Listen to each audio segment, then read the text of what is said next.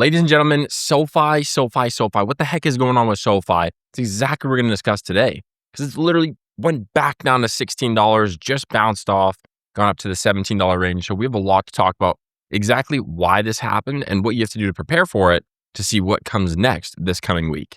So if you own SoFi, you're a shareholder, which is probably why you're watching this video, or you're considering buying more, then this is going to be everything that you need to know. As well as at the end of the video, we're going to discuss a few other stocks I'm buying right now that are just insanely cheap for the actual PE ratio. So we're going to go through all that. So before we get into that, if you could just click the subscribe button if you haven't already and like the video if you enjoy what we're going to discuss, then I'd really appreciate it. And if you want to trade with me live, there is a link below. You can start off for free in my Discord, and we actually trade live together every single week. You get my trades so you understand exactly how this all works. But over on the charts, we're going to pull up two indicators here on SoFi. The first one is the Bollinger Band. This is what you see. The red line is the top of the Bollinger Band, and the green line is the bottom of the Bollinger Band. And right here, this blue line right here is the moving average. So that's the first indicator we're going to be using today. And the second one is going to be this RSI. If you're unfamiliar with what the RSI is, you can go on your indicator tab here on TradingView, and you can type in RSI. It's going to pop up the relative strength index. So these are the two that I'm mainly going to be using today. We're also going to go through the Fibonacci, but not today on this video because it won't be as relevant with what's happening on the charts right now. But the main thing you have to understand for SoFi is two things. There's the selling zone, the sellers, and there's the buying zone. Okay, so that's the two things you need to understand. Now we have some very heavy support in this $16 range all the way up to $17 range, as you can see. And this is what's known as a buyer zone. And then on the flip side, we have the top end of the chart, which is right here. Really heavy resistance up at the top end of the box. This would be the seller zone, okay? Hopefully that makes sense because what I'm going to discuss next is actually how to utilize this to your advantage. So let's pop over to what's happening today. We're on the 1 hour chart. You can also switch to the 4 hour chart if you'd like, but it's a little better on the 1 hour chart right now since it is live. But look at what we're seeing on the RSI. The quickest and easiest way to see it is this is the top of the RSI box at the 70 range, and this is the bottom at the 30 range. And the reason why it's really good is this purple line on the RSI actually follows the price action of SoFi or of any stock that you're actually using it on. And the biggest thing you need to understand is see when it breaks above, this purple line breaks above the box, this is the overbought section. So you can use that and say, if it's overbought on the hour, it might see a slight decline, which is what we saw right here. It was overbought. It dipped below the moving average line and it went on a downward moving character. So lower lows and lower lows, which is what we're in right now. Now, what we need to see is obviously breaking this structure to go on the upward trend. You could also see what's happening on the RSI. You can see how it was setting lower lows, another lower low, and then it had a little bit of a lower low as well. And then it's kind of evening out right here. Now, then we zoom in to see what's happening in particular on the stock, basically hour by hour. Look at this, how we have a lot of buying right here, but we're really trying to buy past this resistance, which is right here on the chart. It is the 1650 range. As you can see, we had a good amount of consolidation right here too, but we didn't quite break through that moving average line on the chart. So you're probably asking, okay, well, why did SoFi actually go down in the first place before we discuss what's coming next?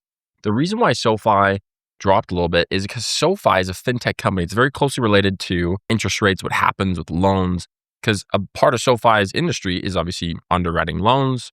Once they have an actual person on their platform, on their software, using the banking system, applying for loans, insurance, it is closely tied to interest rates. Now, with the jobs report that just came out in May, it was 172,000 jobs that were created in May, which is great. But this is kind of a good news is bad news kind of situation. What I mean by that is when we see such good news coming out on the jobs report, you might think that's going to positively affect the market. But you have to think of the psychology of what happens in the market. Retail and industrial buyers, they're going to just do actions. And if that means selling is the safest thing, they're going to sell and they're going to ask questions later. They don't usually wait until all the info's out and then make decisions. It's usually the inverse. People use emotions. They also use a lot more quick thinking. So then hopefully if the stock plummets, then they're not stuck in a position holding the bag. Okay, so you have to understand that. The market doesn't just go up forever, and there's these quick declines, and this is known as a capitulation zone, typically when there's news that comes out, and then it'll slowly start coming back up. Now, this capitulation zone doesn't necessarily mean that the company is bad. this zone right here, if a stock declines very heavily, can just mean, hey, there was news that came out that spooked the industry, spooked the market. And this is exactly what happened with SoFi. We didn't quite break through the resistance zone up at the $19, $20 range up here. And so it was already overbought on the RSI. And then we got this news of the jobs reports. And I know we have the CPI inflation data coming out in a few days on Wednesday. So we're going to see how that affects SoFi as well. But with the interest rate topic, so now that we saw a little bit of a capitulation in the stock, I wouldn't say it was, crazy. It went from 18 to, or about $19 to $16. So lost a couple shares. But if you were on the up and up here watching the channel, you would have already made money. And if you're in the group, you would already seen, okay, we already made money on this position since buying it up towards the highs, made 24, 25% on that swing. Okay. So again, if you want to join the group, links in the first description. You can join the Discord, try it out for 7 days, and then we can rock and roll. But this is the type of profits where we don't need a massive run up on the stock. And just then you make $24. Okay. But now looking at the stock, we're seeing it's kind of on the moving average line. So what we should see here is potentially a little bit of a higher highs trying to be set here. And the buyers are really trying to push this upward. Or we can see a little bit more consolidation towards the downside here, but hopefully not setting these lower lows. If we did set lower lows, that could be potentially negative going towards the $16 range again, bouncing back down. But as long as we don't set that new lower low, then we could have a flip of structure and then go on the other side all the way up, going past the $20 zone. Because really, as soon as we break past this $20 zone on the chart, that's when we can actually go up to the 23, 24, even all the way up to $26 range.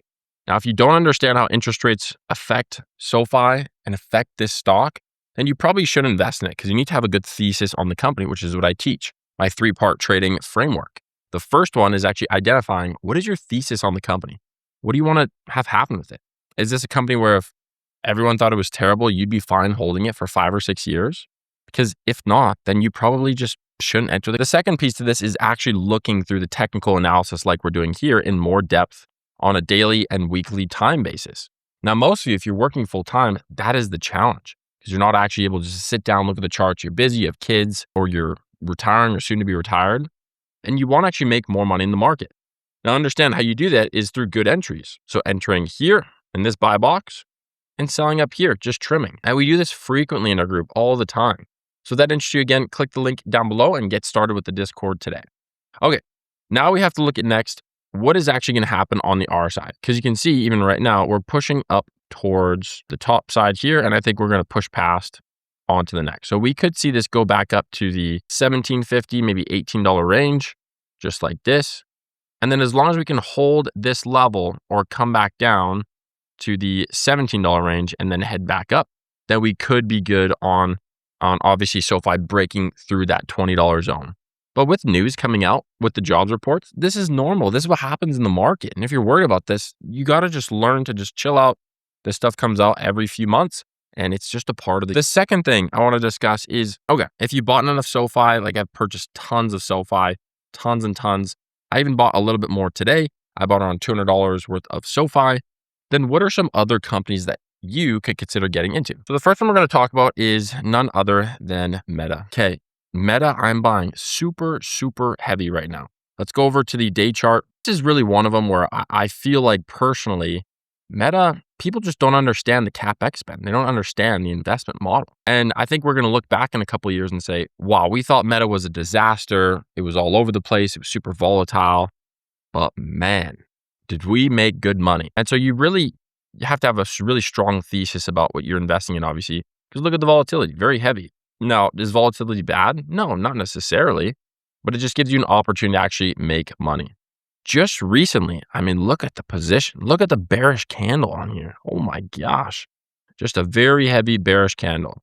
I think this is a buy all day long.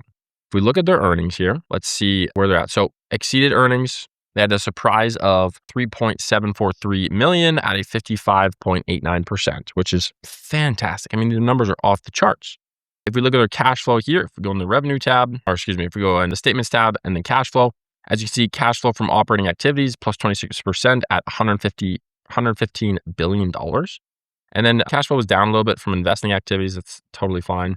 Let's look at their balance sheet. I mean, this is fantastic. So when I see a company going down that has fantastic fundamentals, fantastic business model, they're investing into data AI centers for the future. They're trying to keep up. And not to mention, their revenue from ads are going up quarter over quarter, almost matching Google's, which is huge. We're having more people than ever marketing on Facebook.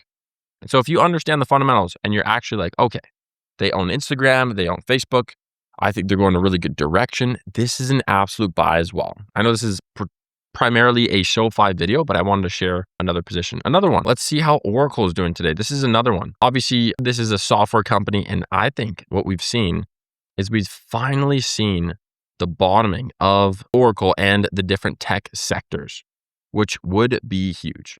Now, something very critical you have to understand about the Bollinger Bands as well as the RSI is this right here. So on the Bollinger Band, there's this moving average right here in the middle. And if we look at the technicals of Oracle, because you're probably thinking, when should I actually enter this? First of all, if you don't know, the software sector has been in more of a sliding recession for the past year and a half. Software has been hit very hard, and primarily because of AI. Nothing too much has changed fundamentally with the business models, but the main concern was, okay, if AI is coming out, how are we going to actually fulfill all these seats that used to be paid per user? So if you had a 100-person team, each paying $10 a month, and with AI, you're only going to need, a 50-person team because AI is going to do the other 50 jobs, then where does that leave software? So that's been the big fear with software, as you can see, just sliding down ever since September of 2025. Now, the question then remains, okay, if we've seen a 60% decline over 213 days, then it just leaves more room for the upside because this is still a great fundamental company.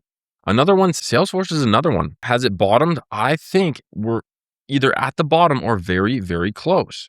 Very, very close on Salesforce. There's always been lots of volatility, but especially recently, it's down so much from its all-time highs, and it's still an absolute fantastic company. Now, do I think that it's going to return to the all-time highs? Hopefully. Do I think it might never. You never know with these companies. But this is absolutely a company that I am buying heavy right now this week as well. Now, the other factor you have to understand, especially with SoFi and these stocks in the tech sector, is what's happening with the SpaceX IPO is happening this Thursday, so June 12th. And you have to understand the way that money rotates within the sectors. So just to illustrate this, I'm going to just show you here. I'm going to draw like a little diagram here. Let's assume SpaceX is this middle diagram right here. And people are invested in other sectors. Let's say this is banking. Okay. With how large the IPO is for SpaceX, 1.75 trillion, funds have to be pulled from other places to actually get in on the IPO. And so that's what we're seeing right now. All this little selling pressure, I think it will continue a little bit throughout the week. But overall, it's mainly because a larger goal of just getting SpaceX shares.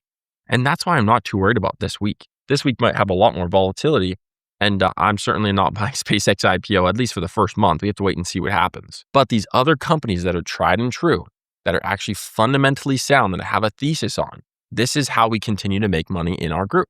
So again, if you want to join the Discord, first link in the description, go ahead and apply to there. You can start off completely free. I'd love to trade with you in the market. But if you enjoyed this video, make sure to leave a like and subscribe. I would really appreciate it. That's all I ask of you. If you could just leave a like, subscribe, and we'll see you guys in the next one. Peace.